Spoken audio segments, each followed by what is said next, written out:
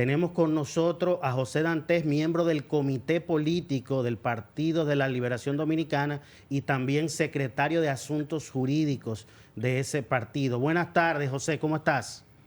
Buenas tardes. Bien, gracias. ¿Cómo están ustedes? ¿Cómo estamos, José? Muy bien, José. Aquí me acompañan Cristian Mota y Vicente Bengoa, hijo.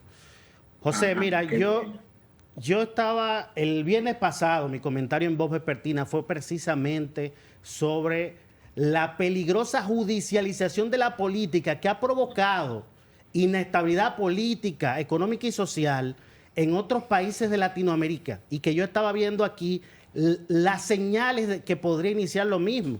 Y entonces esta semana vemos cómo el Partido de la Liberación Dominicana dice que efectivamente confirma que hay intentos de destruirle como rival político a través de casos judiciales. Y la primera persona que yo en este país escuché hablar del lawfare, de eso mismo, de judicialización de la política, en tiempos recientes fue a ti, incluso en conferencias que tú estabas dando sobre ese tema. ¿Tú podrías ampliarnos un poquito en qué consiste esta denuncia que hace el principal partido de oposición en República Dominicana? Sí, claro, como no. Muchísimas gracias. Miren, lo que ocurre es que nosotros estamos dándole seguimiento a lo que ha sido el accionar de este Ministerio Público y nos hemos percatado de que, en definitiva, las arbitrariedades que se están cometiendo, lo que buscan es, en este caso, judicializar la política. Y eso no es más que hacer un mal uso del sistema de justicia y de sus instituciones en contra de adversarios políticos para fines de destruir o inhabilitar a los adversarios. Entonces, si usted analiza lo que ha sido la lucha contra la corrupción, lo cual es algo totalmente loable y que desde nuestro partido reconocemos la facultad que tiene el Ministerio Público de llevar a cabo las investigaciones, de procesar todo quien deba ser investigado. Nosotros lo respaldamos eso, 100%. Sin embargo, cuando nosotros vemos que se combinan acciones que parecen que son legales y a eso se le agrega una gran cobertura de medios que a su vez ejerce una presión sobre los actores del sistema a través de acusaciones que no han sido demostradas en un tribunal, y de esa manera se manipula la opinión pública, haciendo uso de los medios de comunicación que lo que hacen es transmitir una información, pero en este caso de quienes detentan el poder, prácticamente ya se están determinando condenas que se deciden en los medios de comunicación sin intervención de un tribunal. Y en este caso, lamentablemente, eso es la judicialización de la política, porque nos damos cuenta que ese modus operandi solamente se utiliza en los casos en los cuales se involucran a exfuncionarios del pasado gobierno. Vemos los casos de corrupción que se denuncian de funcionarios de este gobierno y no se actúa con el mismo aparataje, con la misma parafernalia, de la misma manera en que se filtran documentos propios de la investigación, que es una etapa secreta, con los afectados que han sido funcionarios de esta gestión. Sin embargo, con los de la pasada gestión hay como un encono, como una inquina, y se monta todo este aparataje. Entonces, hoy precisamente nosotros denunciamos que, viendo lo que ha sido el accionar de la Cámara de Cuentas en los últimos días, en un hecho sin precedentes, este órgano constitucional extrapoder publica en la página web lo que son los resultados preliminares de investigaciones especiales sin agotar los procedimientos que la ley establece. ¿Por qué? Porque no le han dado tiempo suficiente para que los auditados hagan sus reparos sobre los hallazgos a los cuales ha llegado la Cámara de Cuentas. Pero por otro lado, la Cámara de Cuentas tiene un plan anual de auditorías, el cual se ha trastocado para priorizar todo lo que le ha pedido el Ministerio Público. Entonces, cuando usted suma esas pequeñas acciones que pueden parecer aisladamente, pueden parecer indiferentes, usted se da cuenta de que se trata precisamente de una definición totalmente clara de lo que es el lawfare, que es el mal uso de las instituciones del sistema de justicia en contra de adversarios políticos, revestida, vuelvo y digo, de una gran incidencia de medios de comunicación, los cuales se hacen parte del proceso porque se les llama, se les vincula, se les hace saber con tiempo, mira, vamos a hacer esto. Y esos medios, a través de la difusión de la versión de ese Ministerio Público, de esa campana, ustedes han oído siempre que en toda historia hay que escuchar las dos campanas, ¿verdad? Pues no, en este caso solamente se difunde, se publica, se transmite una sola campana, ya condiciona al sistema de justicia, a los otros actores del sistema de justicia, en este caso los jueces, que frente a esa presión mediática que se da en los medios de comunicación y que va a manipular una opinión pública, ya aunque ellos quieran fallar en derecho, humanamente se entiende que quizás no tengan el valor suficiente para juzgar solamente en torno a derecho y no a una manipulación como la que se ha estado haciendo. Entonces, yo creo que realmente esto es extremadamente dañino para la democracia, extremadamente dañino para el país, y esto no es algo nuevo, esto se ha dado en muchos países de la región, en Brasil, en Ecuador, en Paraguay, en Argentina, y los resultados están ahí. Los que han sido procesados finalmente no los condenan porque se trató de simplemente un mal uso de la justicia como un arma política.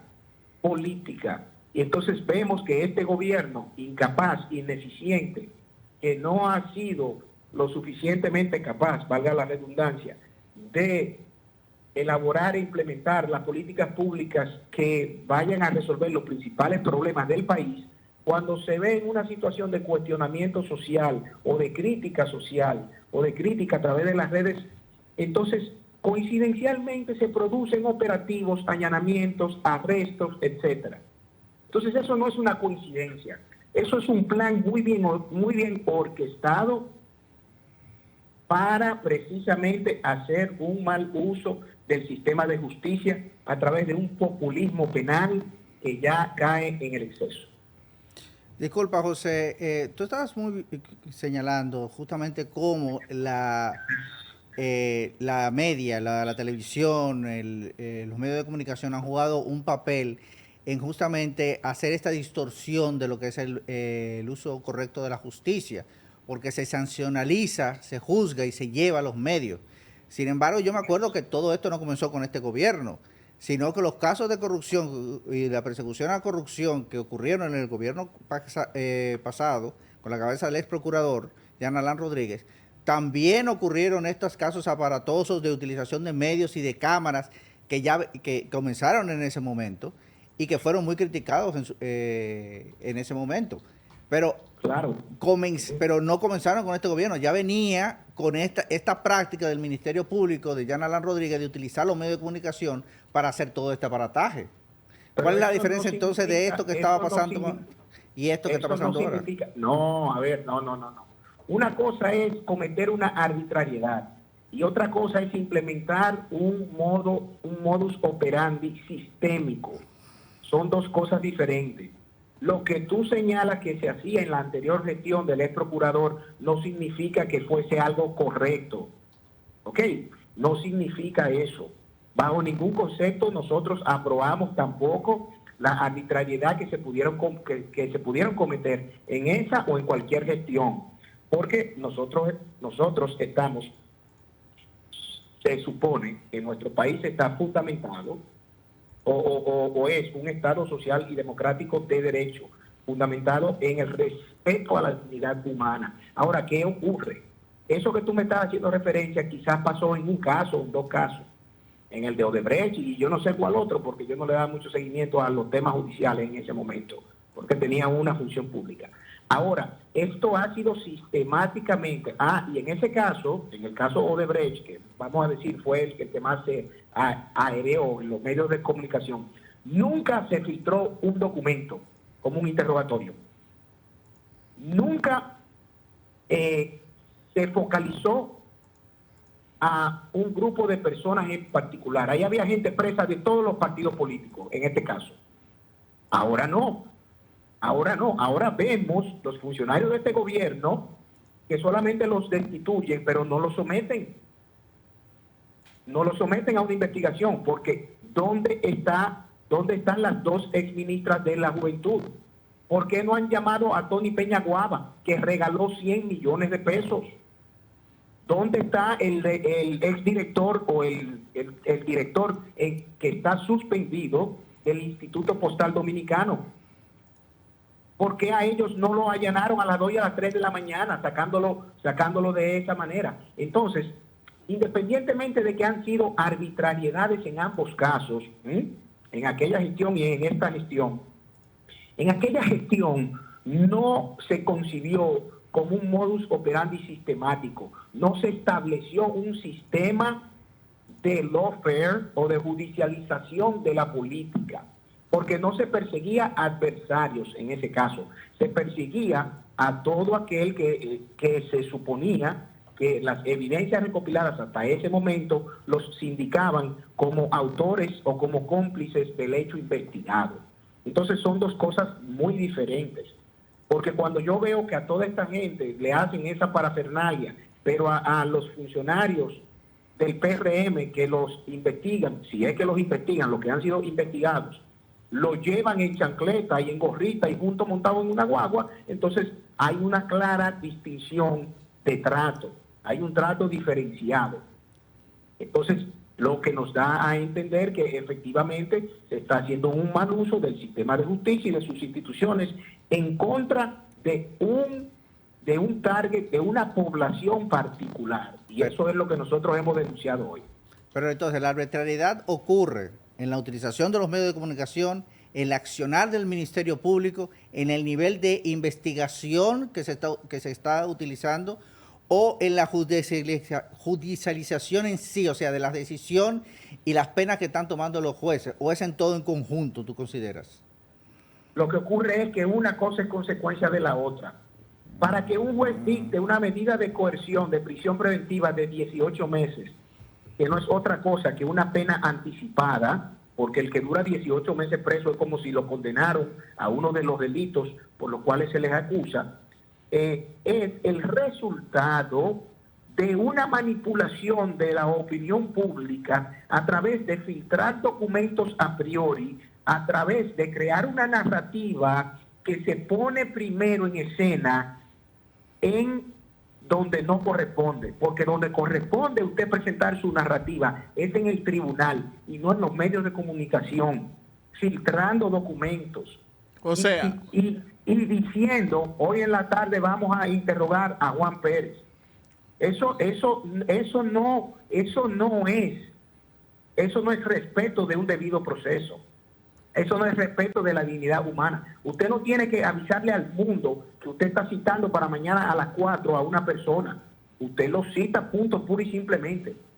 Y desde la Procuraduría hacen eso a los fines de que los medios de comunicación que cubren la fuente del Congreso Nacional y la Procuraduría y la Suprema Corte de Justicia estén ahí a la hora en que esa persona va, para que le metan las cámaras en la cara y los micrófonos en la cara, sin pensar que esa persona es miembro de una familia, que tiene hijos, que tiene esposa, que tiene vecinos, que tiene una madre, que tiene un padre, que tiene un abuelo, y se le está vulnerando la dignidad humana que sustenta el Estado Social y Democrático de Derecho de la República Dominicana.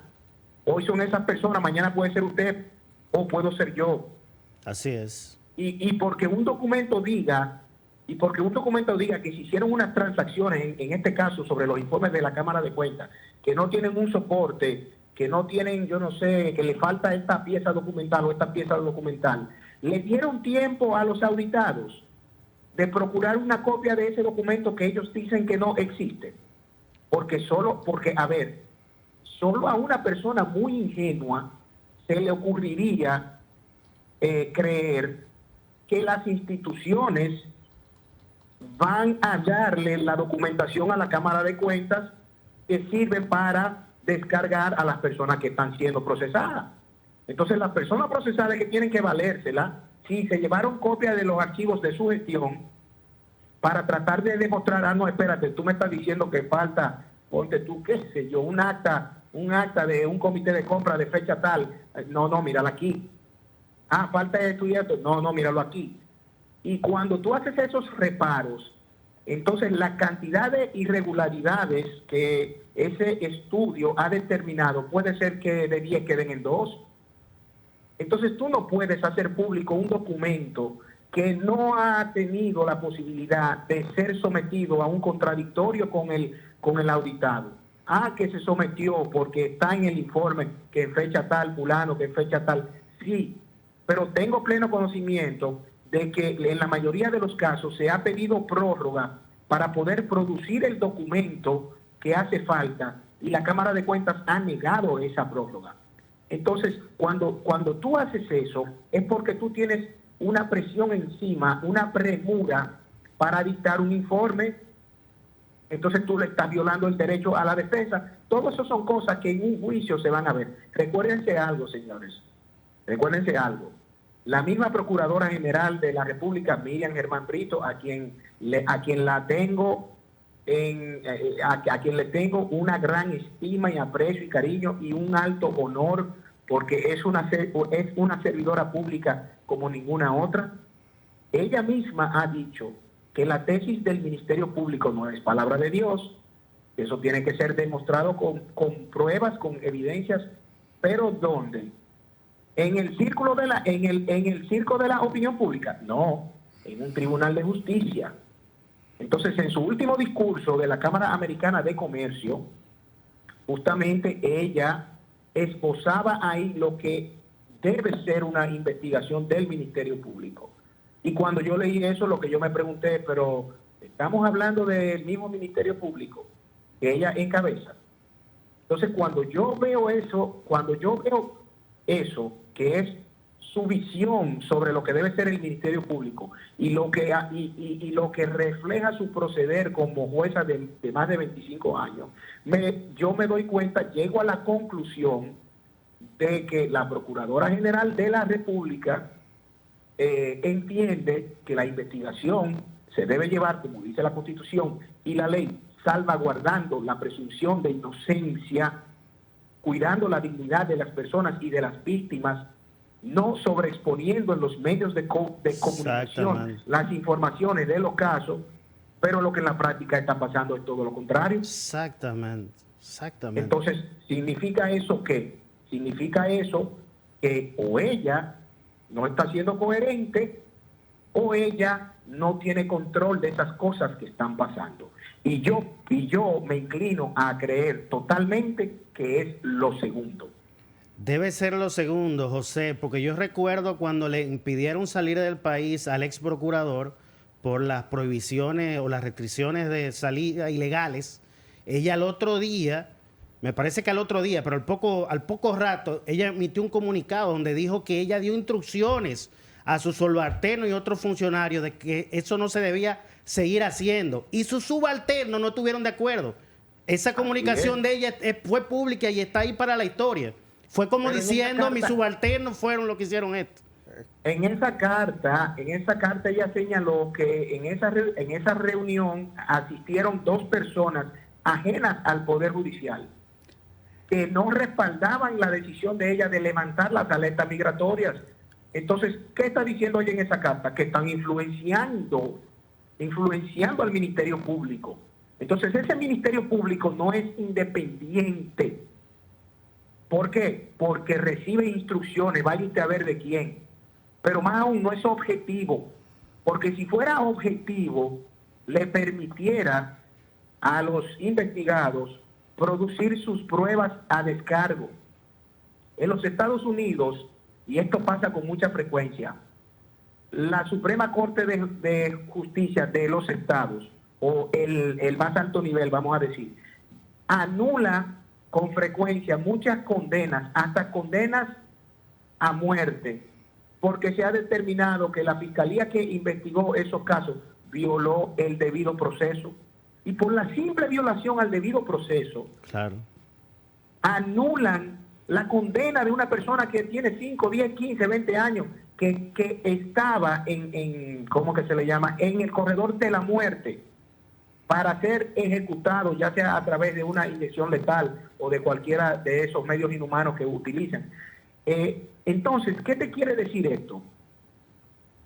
Que un principio cardinal que se encuentra también en la ley orgánica de ese Ministerio Público es el principio de objetividad, donde el Ministerio Público tiene no solamente que investigar los hechos que puedan probar la culpabilidad de la persona, sino que puedan probar la inocencia de la persona o la no culpabilidad.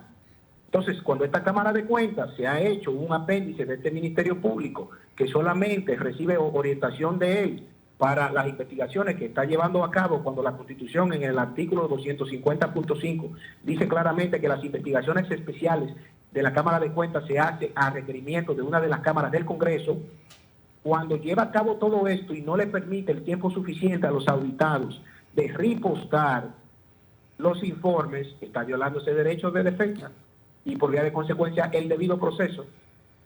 Y si aquí existieran instituciones fuertes y duraderas, cualquier sentencia que se derive de un hecho de esa naturaleza, al final tiene que ser invalidada. Eso es un principio universal. La teoría del árbol envenenado. Usted no puede usar algo que haya obtenido de manera ilegal. En este caso yo lo extrapolo, porque no se corresponde exactamente con lo que estoy diciendo, sino en qué sentido. Si la sentencia que tú obtuviste, condenatoria, vamos a suponer en este caso, la conseguiste bajo subterfugio y argumentos y mentiras y engaños y fraudes y manipulación y haciéndote de la vista gorda de las cosas que podían probar la inocencia de esa persona, esa sentencia es anulable posteriormente. El caso del expresidente Lula da Silva en Brasil. Sí. Por ejemplo, exactamente, el caso de Cristina Fernández de Kirchner en Argentina, el caso de Vizcarra de Perú. O sea, el lawfare, la judicialización de la política es un fenómeno real. La semana pasada, el día 2 y 3 de este mes, en Argentina, hubo un simposio precisamente sobre el tema del lawfare con más de 50 ponencias en las jornadas internacionales sobre el lawfare en América Latina y su impacto en la vigencia de los derechos humanos. Mira, ¿por qué? Porque esto es un problema que va creciendo y que en nuestro país lo quiere importar este gobierno de la mano de su justicia independiente, entre comillas.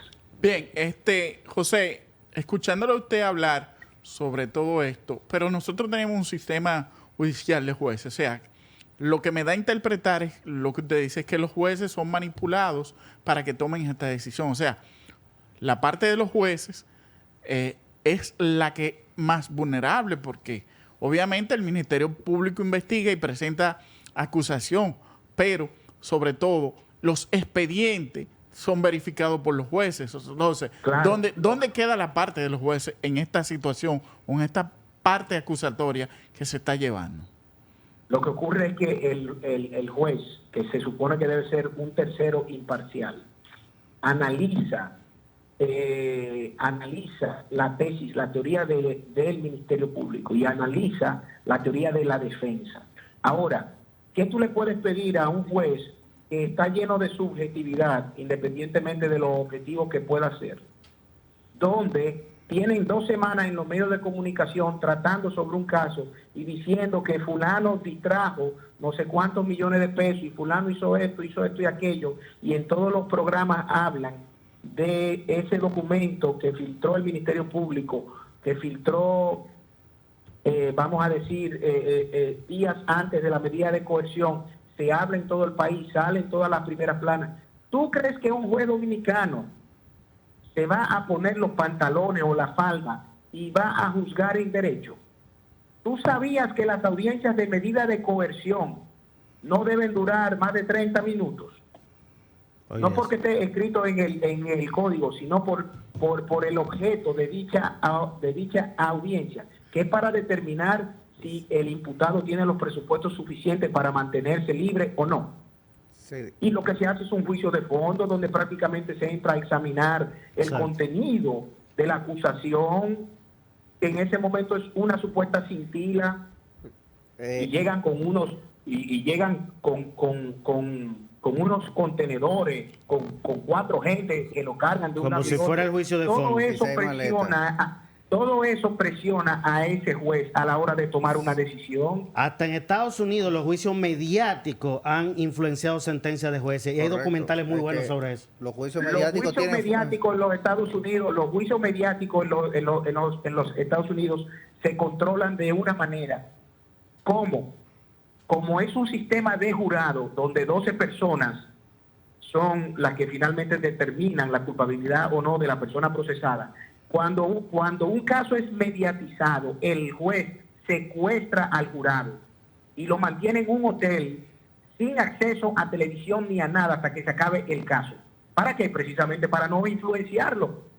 Entonces, si eso ocurre con 12 personas que no lo van a criticar porque nadie los conoce, el juez se ve en ese espejo y entonces dice, espérate, si yo, independientemente de que esta gente, yo entienda que puede haber hecho parte de lo que aquí dice, pero no se va a fugar, no representa un peligro para la sociedad dominicana.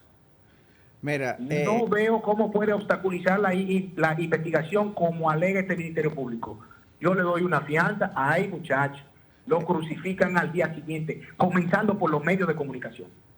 Ok, hay muchas debilidades, tanto en el Ministerio Público como en el sistema judicial dominicano, eso lo sabemos, no es algo nuevo y es algo que se viene arrastrando de muchos años. Usted está mencionando, por ejemplo, el caso de que justamente en los casos en los que se hace medida de coerción, que la gente piensa que es el juicio, pero no, simplemente es para decidir si tiene inclusive validez o no, para que el juez tome juicio, si la acusación tiene validez o no para ir a juicio de fondo. Se vuelven discursos, cátedras judiciales, pero no solamente el Ministerio Público, también yo he visto a los jueces, a los abogados defensores pararse en ese estrado y jueces, con el juez que ha tenido que repetir innumerablemente, esto no es un juicio de fondo, esto es solamente un juicio de cosas, y se lo tiene que... Lo que ocurre es que...